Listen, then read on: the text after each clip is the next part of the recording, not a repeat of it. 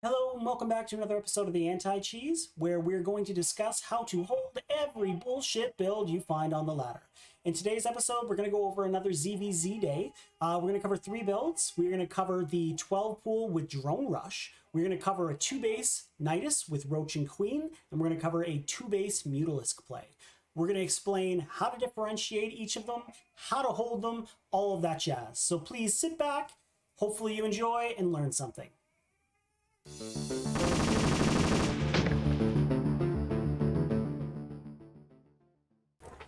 Okay, so first up we have the 12 pool spine crawler rush. What is it? Well, it's when they pull all of their drones after a 12 pool except one, and they head to your side of the map where they're going to put 3 spine crawlers down. If they can attack the drones, they will. But realistically, most people in Diamond know how to stack, and therefore they won't. All they really need to do is buy time. The easiest way to hold this build, honestly, is go pool first. If you go pool first, it just shuts it down. But not everyone goes pool first. And if you go hatch first, it's a difficult hold. But it's very possible. So, again, just to reiterate, they're going to come at you with all their drones but one, make 3 spine crawlers with probably 10 to 12 lings. They're going to dance around until their spine crawlers finish. And then they're just going to attack and kill your hatchery. And there's little you can do if you open up hatch first, unless you know how to do it. So, first, how do we scout it? Good luck. Well, again, since it's ZvZ, most of our scouting is on this first Overlord. Now, how do we tell the difference between this and any sort of 13, 12, 12 pool, 14 pool, 15, 14, 13? That. There's only one goddamn reason why they would pull the boys. And that's because they're doing the spine crawler rush. Now, he didn't actually do it properly. Funny enough. You should be pulling the boys at the same time as the lings. So he pulled them a little early. But that's all good. What is our initial response? I'm going to back this up because I'm obviously going way too fast for this. So what is our initial response when we see this? Well, cancel the hatch. We don't need it. This is an all-in. This is as all-in as it gets. This is plopping the balls on the table saying, I'm going for it. We hold this, we win the game. That's it. That's all. So we cancel this realistically because we need the money. We're going to cancel it. We are going to drone stack. Now, if you do not know how to drone stack, that's okay. I'm going to show you. You see these mineral patches? This one right here and this one right here. This one's a little bit better. Because this one's tightly packed in, you can actually select all of your drones. Sorry, and then just spam right click on this mineral patch. That way, the minimal surface area, if we do it on like this one, they can still get surrounded, right? But if we do it on this one, there's not enough surface area. So we stack up all of our drones at once, and it's a little bit of a micro maneuver, but we right click, and then we A click, so attack move, and then we quickly right click back. And if it's done right, all of your drones are gonna go, nyum, nyum, nyum, nyum, nyum, but they all attack at once. So a ling that's attacking one of your drones just gets one shot. So we need to do that until our pool finishes. We just need to buy time. Now again, he's pulling the boys, so he's going to make 3 spine crawlers, and behind it, he has little to no income, like virtually nothing. We still have some income. And again, since we only need to hold it, what we do is we cancel this for the money back, and instead of making 3 spines like him, we make 6. Double, right? Makes sense? Where do we position our spine crawlers? Ideally, somewhere in the back of the mineral line, because we can root them and move them afterwards. We just want them to be in a spot where they can't be easily pressured and picked away. We do need these 6 spines to finish. So he's going to come up. I'm going to slow it down.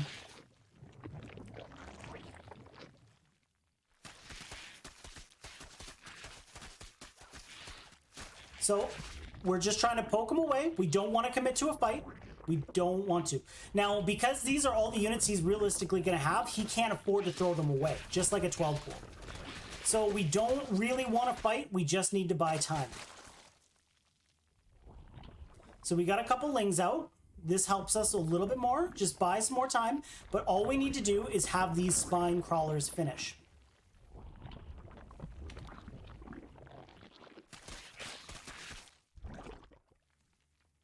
He actually, like again, he pulled the boys a little bit too early, so we can only afford 2.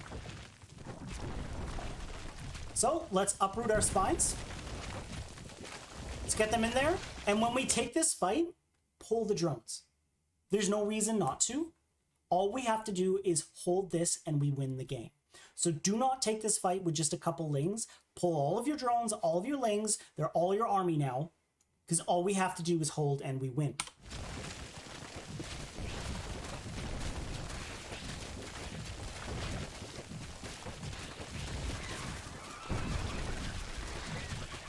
Again, it might look like we're taking bad trades, but really we're just buying time so we can root our spine crawlers closer to his. 6 beats 2. And that's the build. That's how we hold it. Now again, it's a difficult hold. It's going to take a lot of practice. But if we can keep our head about us, stay calm, cool, collected, we can do it. It's not a super common build anymore because a lot of Zerg players open up pool first. But it's still out there. So I want you to know this is how we do it. All right, moving on. We're coming up next to the 2-base nidus. No, we're going to 2-base mutalisk first. 2-base muta. Let's do it. All right, so before we get into it, what is 2-base mutalisk? Well, it's a build designed to surprise you, pretty much. It's a 2-base all-in where all they're going to do is make mutalisks, but the whole goal of this build is to catch you off guard so that you weren't expecting mutalisks and all of a sudden you aren't ready to deal with them. How do we scout it? This one, there's a few tells, but it can be a bit difficult. So off the bat, obviously I can't see this, but this is a pretty big tell. It doesn't mean it's mutalisks, but whenever a player blindly opens up a spine, it typically means they're going to go for some sort of 2-base all-in, or they're trying to completely skip something and be greedy. More often than not, if they get that spine, it's because they want to skip the Ling Bane phase and go straight to roaches or mutalisks. So just seeing a spine crawler that early, blindly, like I saw it with my lings there, I know something's afoot.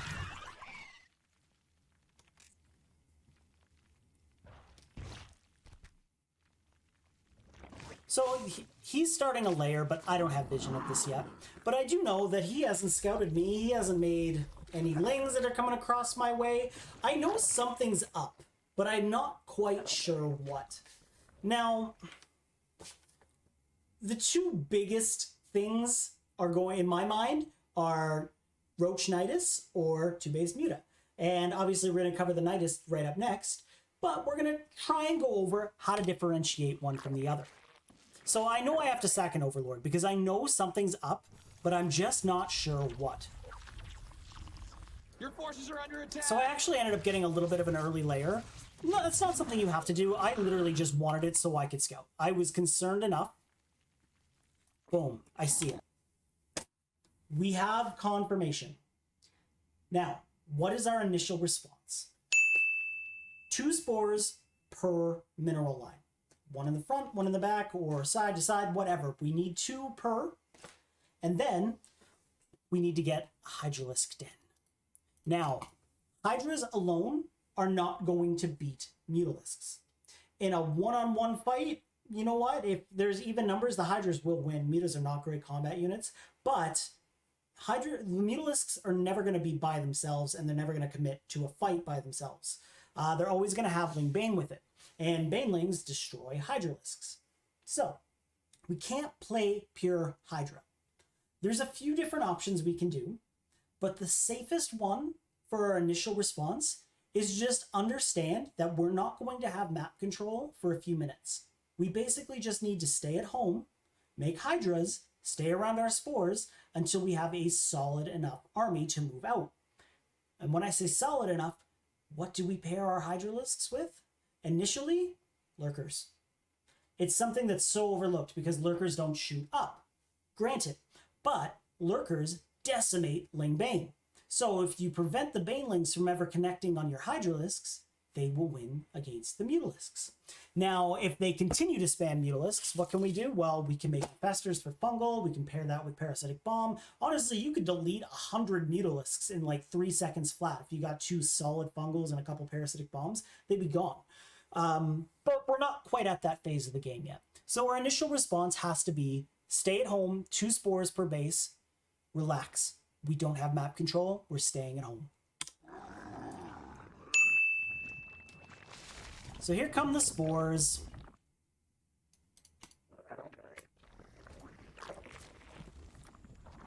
Now it's really important to get confirmation if this is a macro Lingbane Muta or if this is a 2-base Muta. How do we do that? Check the third. A handful of roaches always helps because we can put them in the front. It's the same thing as like marauders with marines. The marauders go in the front to tank the baneling hits. Roaches can tank the baneling hits. Our forces are under attack. So in come the mutas. And at this point, he's already in a pretty bad spot. So I see he does have a third. But the mutas weren't a surprise to me. And how much has he really gotten done? He's lost 4 mutalisks, and I've lost 4 lings and a scouting overlord. He hasn't killed anything with those mutalisks, and he's already lost 4. Again, we're not exactly safe to move out on the map yet, because he still has 10 mutas. He could pick us off, and he's going to be producing more. But here come the Ling and the Bane. This is his follow-up. All we need to do is get that lurkers. We can get, obviously, going up to Hive at like 9-10 minutes is ideal, because Vipers will shut down mutalisks hard. So will infestors. So, I mean, the rest of the game doesn't really matter at this point. He tries to expand, but he never got anything done with his mutalisks. And as I said, we got the lurkers, we deleted him. So how do we hold it? Well, like I said, we stay at home, we turtle up, we get a bunch of hydralisks and a handful of lurkers to support them, and then we move out. Simple as that. If they're going to take a third late, because they were already trying to commit to a 2-base, pressure it. Don't let them take it. Be aggressive. Once we can shut down the mutalisks, and he cannot fight us with them, and his Lingbane's going to accomplish absolutely nothing with the lurkers, we just need to choke him out. We need to contain him. You can commit to a fight and end the game, or you can just contain him until he quits himself. But that's how we hold the build. Moving on, we have the 2-base nidus. One more thing I just want to add. Now, a lot of times when you see a 2-base build, you're going to see a wall.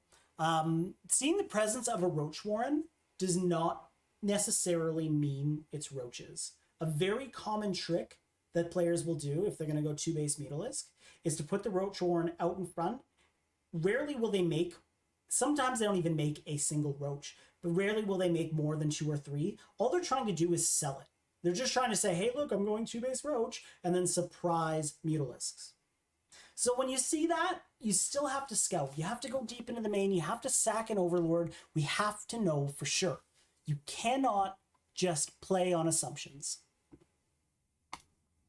So, 2-base roach nidus. What is it? Well, it's a build that composes of 2 bases, a lot of roaches, and a nidus worm in your main.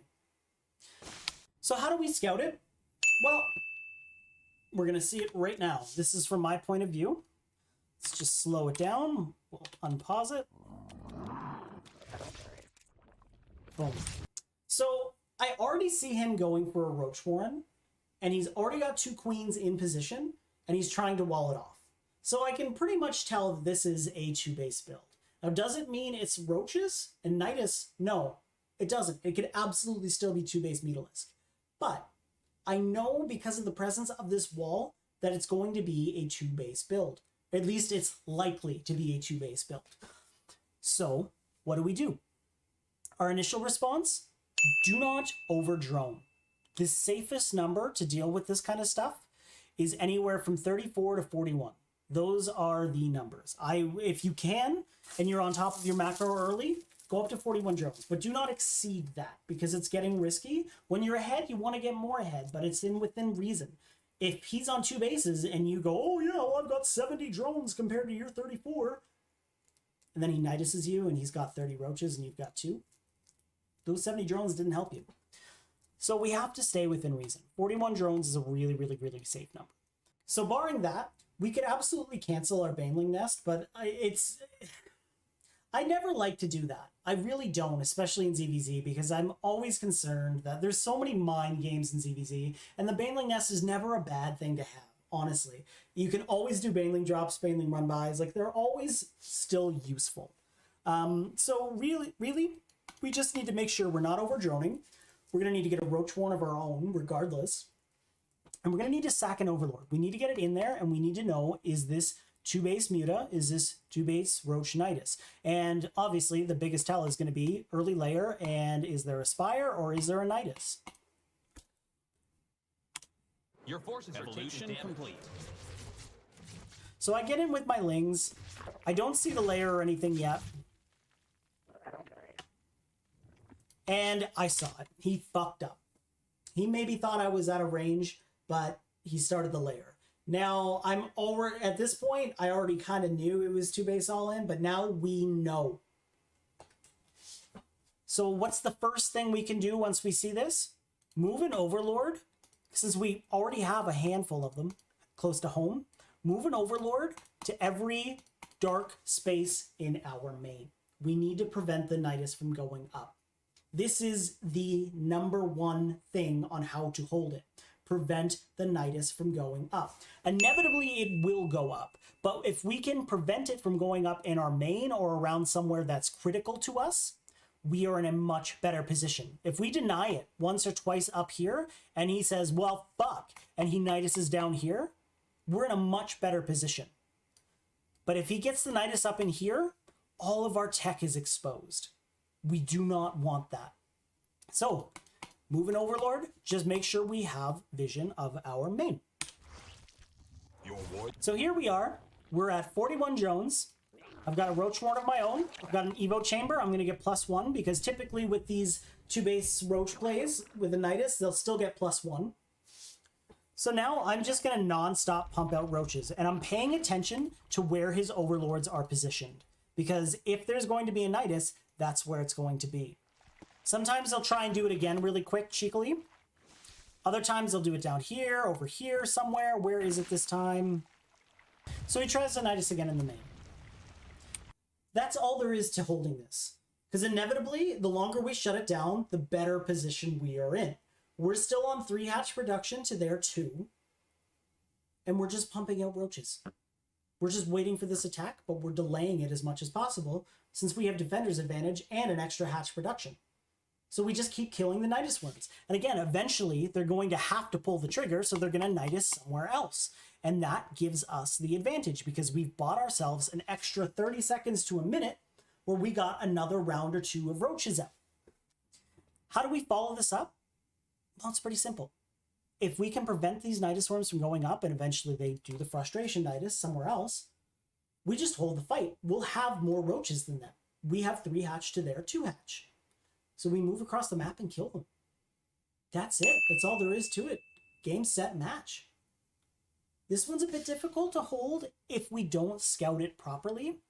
But seeing a wall, the spine, the roach warren, and knowing that they're only on 2 hatches, pretty good idea that they're either going to be 2-base mutalisks or 2-base roach nidus. Those are the most common 2-base Zerg versus Zerg builds. I hope you learned something from this. I hope it was educational. And good luck, have fun out there in your ladder sessions. Take care. Until the next one.